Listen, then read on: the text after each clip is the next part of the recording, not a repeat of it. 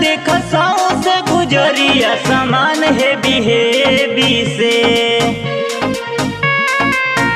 गढ़ देवी के सजल बा पंडाल देख साओ से गुजरिया समान है बिहेवी से। नवमी में चल धनी करे के पूजना गढ़वा के माई गढ़ देवी के। नवमी में चल धनी करे के पूजना गढ़वा के माई गढ़ देवी के। गढ़ देवी के गढ़ देवी के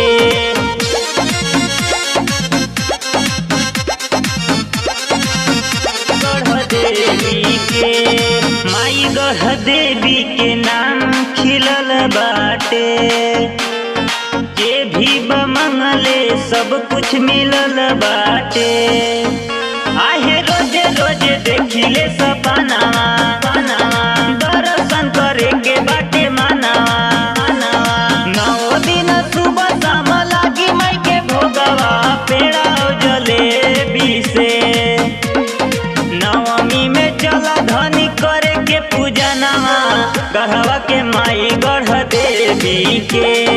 नवमी में चला धनी करे के पूजनवा गढ़वा के माई गढ़ देवी के।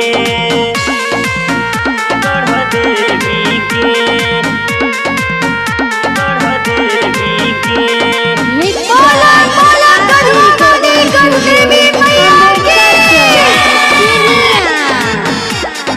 सरगम के असरा बा तोहरे पे लागल हो। अनी के सवाबा भक्ति में पागल हो।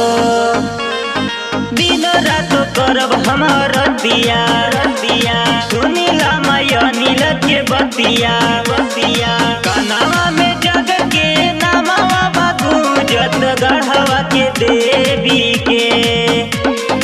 नवमी में चला धनी करे के पूजनवा गढ़वा के माई गढ़ देवी के। नवमी में चला धनी करे के पूजनवा गढ़वा के माई गढ़ देवी के।